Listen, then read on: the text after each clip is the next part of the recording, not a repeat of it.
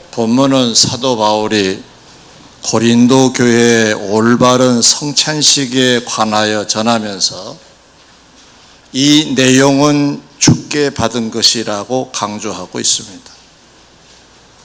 오늘 우리는 성찬식을 거행하기 위해 모였습니다.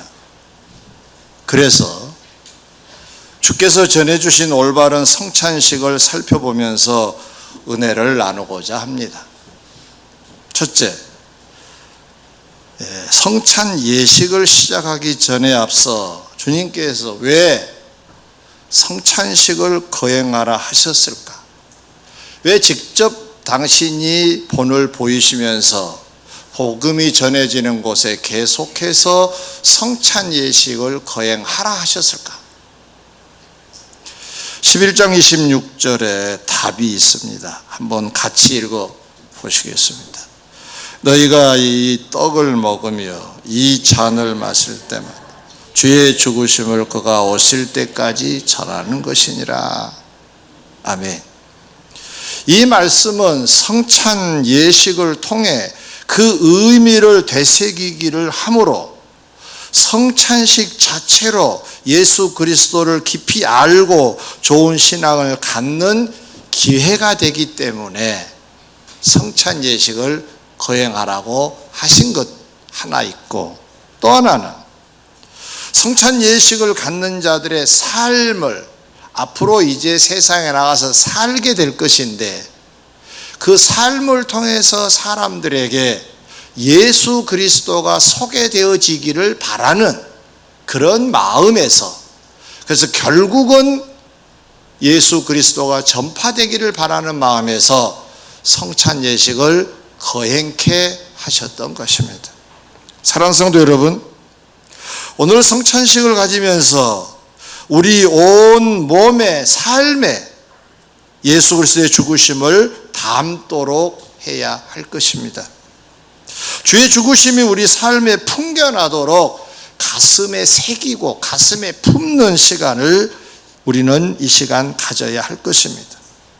바로 이런 우리 되기를 바라셔서 성찬식을 거행하라 하셨으니 이 뜻에 예하는 우리가 되어 떡을 먹고 잔을 마실 때 좀 더 깊이 내 가슴에 새기는 기회로 삼아야 할 줄 믿습니다.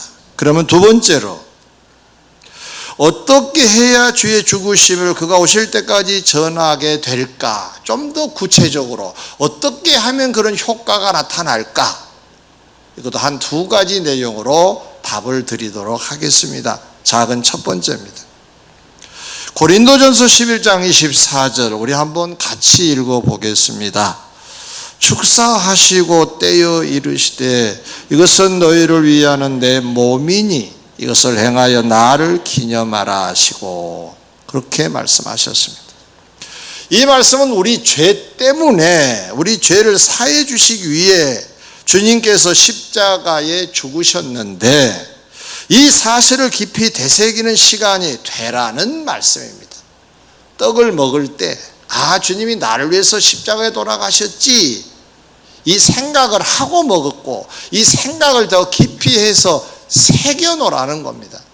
그래서 이 삶 속에서, 우리 삶 속에서 이 생각이 풍겨나도록 그렇게 이 입장을 취하라고 하신 것입니다.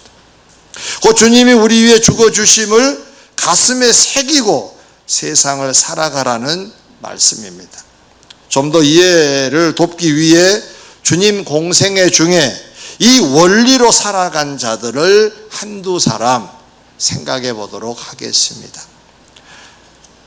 첫 번째 인물은 막달라 출신인 마리아라고 하는 여성입니다.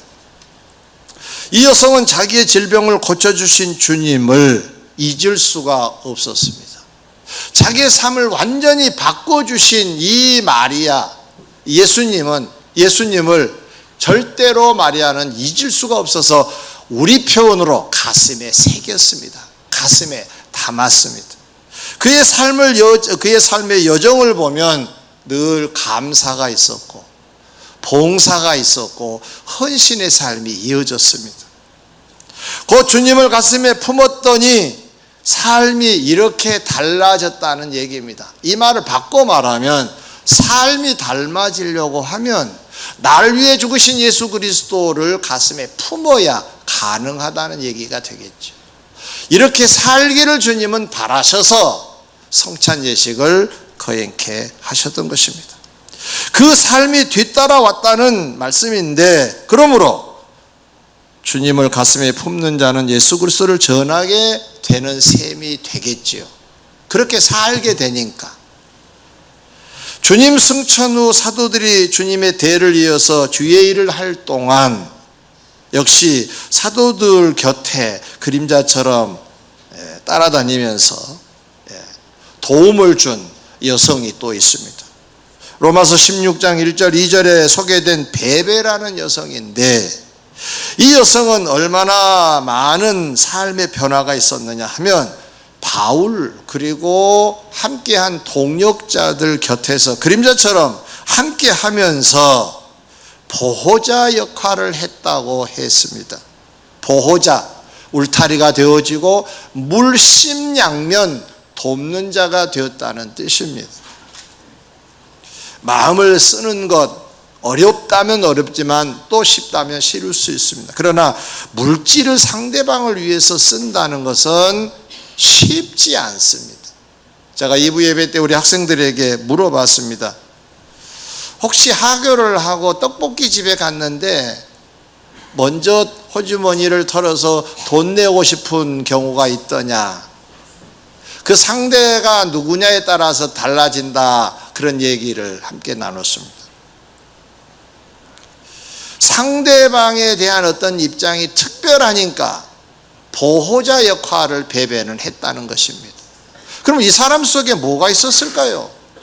예수 그리스도의 죽으심, 예수 그리스도가 가슴에 있었기 때문에 그것을 보답하는 차원에서라도 주의 일을 하는 사람들 곁에서 그림자처럼 따라다니고 그리고 보호자 역할을 해 주었다는 사실입니다. 사랑하는 성도 여러분, 우리도 주님의 죽으심을 가슴에 품고 살아 주님에 대한 감사가 흘러나왔으면 좋겠고, 그리고 헌신이 이어졌으면 좋겠습니다. 이렇게 되기를 성찬 예식을 명하신 주님, 그 마음속에 있으시다는 것을 우리가 기억을 하고, 오늘 이 예식을 하면서 떡을 먹고 잔을 마실 때 주의 죽으심을 다시 한번 새기는, 가슴에 품는 기회가 꼭 되시기를 주의 이름으로 축원합니다. 작은 두 번째입니다. 고린도전서 11장 25절을 우리 한번 같이 읽어보겠습니다. 식후에 또한 그와 같이 잔을 가지시고 이르시되 이 잔은 내 피로 세운 새 언약이니 이것을 행하여 마실 때마다 나를 기념하라 하셨으니. 아멘. 여기 새 언약이다라는 말씀이 강조되어 있습니다. 이 말씀은 과거의 죄뿐만 아니라 앞으로 구원해 주시겠다는 약속의 표, 새 언약. 이 예수를 믿게 되면은 영생을 얻게 된다, 그 표로 피를 흘려 주셨다고 합니다. 이 사실을 깊이 새새기는 시간이 성찬 예식에 바로 있기를 주님이 바라셔서 피에 해당되는 잔을 주시면서 성찬 예식을 거행케 하셨던 것입니다. 그 주님께서 우리 위에 영생을 주시기 위해 피 흘려 죽어 주심을 가슴에 새기면서 살아가라는 말씀입니다. 주의 죽으심이라고 하는 내용은 죄를 없애시려고, 주님이 피 흘려 돌아가셨다는 얘기는 영생 주시려고, 똑같은 죽음이지만 표현을 그렇게 나누어서 주님이 하셨습니다. 이 역시 성경에 소개된 사람들 중에 이 배경에서 산 사람 두 사람을 소개하고 오늘 말씀을 마치려고 합니다. 사도행전 4장에 보면 베드로와 요한이라는 주의 제자들이 등장합니다. 이들은 예수님의 뒤를 이어서 복음을 전하고 있었는데, 당시에 예수님을 십자가에 못 박은 세력인 산헤드린 공회, 그 공동체가 이 사람들을 없애버릴 계획을 또 세우고 구속하여 그들을 이제 감옥에 쳐넣습니다. 그리고 그들을 불러서 협박을 합니다. 그리고 핍박을 하고 심지어는 채찍질도 했습니다. 참고로 여러분 아시다시피 이 채찍질은 가죽끈으로 된 채찍인데 끝에 납을 달아서 정확도를 높이기 위한 만든 그런 채찍입니다. 그러니까 한 대만 맞아도 살점이 떨어져 나갑니다. 이런 것을 맞은 자리에서 예수를 전하지 못하게 협박을 했습니다. 그러나 베드로, 요한 이 사도들은 우리는 당신들의 말을 들을 수가 없다.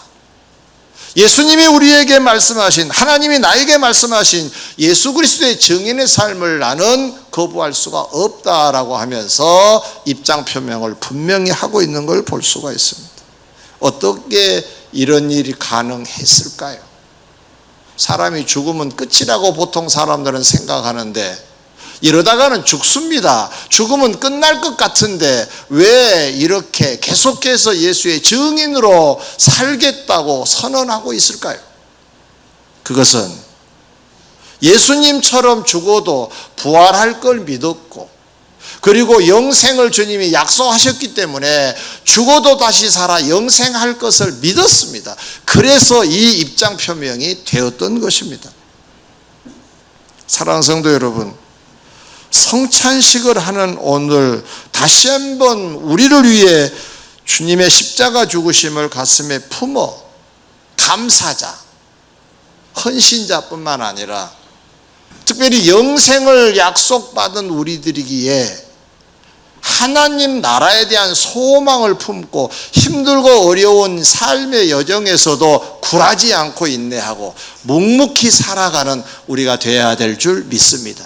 주의 죽으심을 다시 한번 떡과 잔을 들면서 생각하고 또 생각하고, 그래서 가슴에 새기는 시간 꼭 되셔서 여러분의 신앙도 더 깊어졌으면 좋겠고, 그리고 이 신앙관을 가지고 사셔서 여러분의 삶의 흔적 속에 예수 그리스도가 나타나 복음이 증거되어지는 현장이 되시기를 주의 이름으로 축원합니다.